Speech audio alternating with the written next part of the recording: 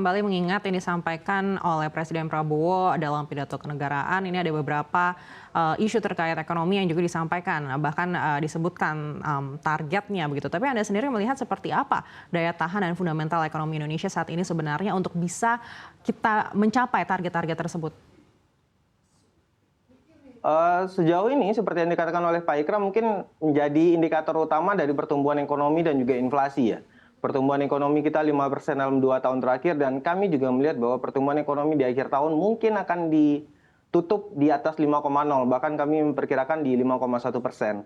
Kami lihat ini hal yang juga cukup positif di saat inflasi masih terjaga. 1,87% secara year on year merupakan hal yang juga cukup baik tentunya bagi ekonomi Indonesia dan tentunya menjaga kekhawatiran tergerusnya rupiah. Hal lainnya juga perlu dilihat adalah seberapa besar kabinet ini bisa mendorong pertumbuhan ekonomi ke 8%. Saya pikir mungkin ya PR-nya adalah seberapa efisien, seberapa gampang koordinasi yang dilakukan, seberapa cepat adaptasi yang akan dilakukan oleh para menteri dan juga kabinet-kabinet di bawahnya, dan tentunya yang juga perlu dinanti adalah bagaimana koordinasi antara pusat dan daerah.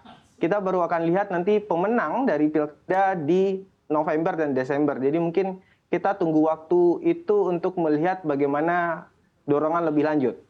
Hal lain yang juga perlu dilihat adalah adanya hilirisasi yang akan didorong oleh Pak Prabowo, di samping juga pembangunan infrastruktur yang juga tentunya akan mendorong hal tersebut. Saya pikir ini juga akan jadi hal yang PR baru karena tentunya ini berkaitan dengan koordinasi, tentunya akan berkaitan dengan kepastian hukum. Dan ini yang juga harus dipastikan oleh Pak Prabowo dengan ya sekali lagi ada menurunkan resiko korupsi di situ dan juga tentunya kepastian. Hal lainnya juga perlu juga dilihat adalah adanya swasembada pangan yang akan didorong oleh Pak Prabowo. Saya pikir ini juga bukan segampang kita membuka lapangan pertanian lalu kita menghasilkan produk, tapi bagaimana competitiveness nanti, bagaimana supply chain dari pupuk dan bibit dan seterusnya yang akan kita lakukan. Jadi mungkin kita juga harus lihat bagaimana perkembangan dari menteri-menteri di sektor pangan nantinya.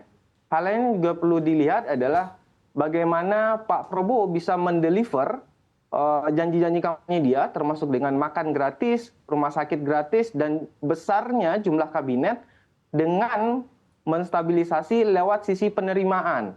Kalau memang ini bisa dilakukan, saya pikir mungkin akan sangat baik. Dengan tambahan pengeluaran setidaknya 71 triliun untuk makan gratis saja, harusnya pertumbuhan ekonomi bisa nambah 0,1 sampai 0,2% on year. Tapi kalau tidak, maka akan berdampak buruk bagi Indonesia jika sisi penerimaannya tidak bisa catch up terhadap hal tersebut. Akan ada resiko defisit to GDP yang akan lebih besar, ada resiko sentimen kredibilitas terhadap pemerintahan, ada resiko rupiah yang tidak stabil nantinya. Jadi mungkin ada beberapa kunci juga yang harus kita lihat nanti Mbak Aneke terhadap kabinet ini. Baik, kita beralih lagi ke Pak Ikram. Tadi disampaikan Pak Ikram oleh Pak Fikri apa saja yang menjadi poin-poin dalam pidato kenegaraan pertama yang disampaikan Prabowo Subianto. Di sisi lain janji-janji kampanye seperti program makan bergizi gratis ini kan juga sudah membekas dalam ingatan masyarakat begitu. Apakah menurut Anda dengan pengelolaan APBN dan juga kantong-kantong penerima negara yang ada saat ini cukup untuk bisa membiayai semua program-program tersebut, dan kantong-kantong apa yang paling dekat atau gebrakan mungkin yang harus disiapkan oleh pemerintah untuk bisa mencapai target-target tersebut? Ya, Mbak Ada kan tadi juga seperti yang disampaikan Pak Fikri, memang tantangan paling besarnya gimana justru ini ya pendanaan ya, karena program programnya saya yakin bagus-bagus lah semua yang diusulkan gitu, tapi masalah implementasi dan apakah bisa terimplementasi itu kan satu hal yang berbeda. Tapi saya pikir dengan mekanisme kita ada penekanan di hilirisasi, ada penekanan kalau yang pangan dan itu memang dia biayanya agak ini ya. Pangan nih tadi Pak Fikri sempat mention 71 triliun untuk di awal ya. Tapi kan katanya kalau setelah full berjalan programnya yang dibutuhin itu 1,2 triliun per hari gitu. Jadi mungkin kalau untuk setahun bisa 400-an triliun ya. Sedangkan anggaran bansos saja di Perlinsos saja di RAPBN 2025 cuma 500 triliunan gitu. Belum untuk biaya-biaya lain. Jadi ya memang itu tantangannya masih bisa, cuman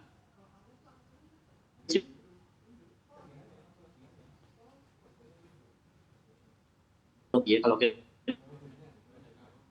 lihat kemarin kan beberapa kali itu ada melemparkan wacana mana yang kira-kira acceptable untuk publik, yang mana yang kira-kira memungkinkan, yang mana di tahun depan kan yang kemungkinan kayak seperti tarif PPN yang diperkirakan akan naik, kemudian ada juga wacana terkait subsidi bahan bakar yang mungkin akan atau dikurangi. Nah itu kan saya pikir sih prosesnya harus proses memang trial and error, karena saya pikir nggak ada satupun orang yang bisa tahu secara 100% bisa yakin apa yang akan berhasil atau nggak berhasil gitu. Jadi satu-satunya cara saya pikir saya memang ya coba di-assess mana yang paling memungkinkan. Cuman kalau saya melihat apakah program-programnya bagus, saya sih justru ada di posisi program-program seperti makan bergizi dan lain itu sangat-sangat ini ya, sangat-sangat saya sih cukup suka dengan programnya. Maksudnya itu program-program negara maju, dan waktu saya pernah lama tinggal di UK juga, kalau saya lihat manfaat dari hal semacam itu tuh memang fundamental banget gitu merubahnya. Cuman memang orientasi program-program kayak gini tuh nggak bisa dilihat dalam jangka waktu yang singkat, bahkan mungkin sangat panjang gitu dampaknya. Jadi saya sih justru suka karena kita programnya sekarang orientasinya jangka panjang ya, hilirisasi, ini yang pangan untuk pengembangan produktivitas, karena kan yang kemarin juga lagi ramai sering dibicarain terkait ICOR, ya kita tidak jauh lebih produktif dibandingkan negara-negara tetangga kita seperti Filipina atau Malaysia. Jadi investasi yang dibutuhkan untuk menghasilkan suatu output itu lebih mahal gitu di kita. Tapi ke depan saya pikir sih kalau kita bisa semakin efektif, produktivitas. Karena kan program pemerintah yang sekarang juga memang ini ya. Jadi kalau yang kemarin kan Nawacita itu dia fokus kepada infrastrukturnya, yang sekarang Astacita dia fokus pada sumber daya manusianya. Jadi saya pikir sebetulnya kalau dari sisi flow programnya udah match lah ya. Jadi kita balik lagi yang pertama tadi, gimana mudah-mudahan pemerintah yang baru ini bisa berjalan jauh lebih efektif, koordinasinya bisa lebih oke, transparansinya juga berjalan lebih bagus. Terus yang buffer, karena kan kita untuk menuju negara maju, untuk menuju negara yang sejahtera nih ada proses gitu. Tadi hilirisasi nggak bisa instan. Kemarin saya coba ngobrol dengan beberapa provinsi, ada beberapa provinsi yang karena terlalu tergantung dengan ekspor bahan mentah dari tambang, dia ketika harus di stop, dampaknya itu jauh lebih dahsyat untuk mereka dibandingkan krisis ketika misalkan terjadi bencana alam besar atau even ketika COVID sekalipun gitu. Jadi kan ada beberapa daerah yang ternyata kalau langsung diputus itu juga bermasalah juga untuk banyak pihak gitu. Karena selama proses itu kita butuh buffer. Mungkin perlu dikembangkan buffer sumber pendapatan baru yang prosesnya nggak terlalu panjang. Kita bisa dari sektor keuangan, dari sektor pariwisata, mungkin dua itu yang biasanya di banyak negara sering dijadikan buffer dalam proses setiap negara menuju negara yang lebih maju gitu.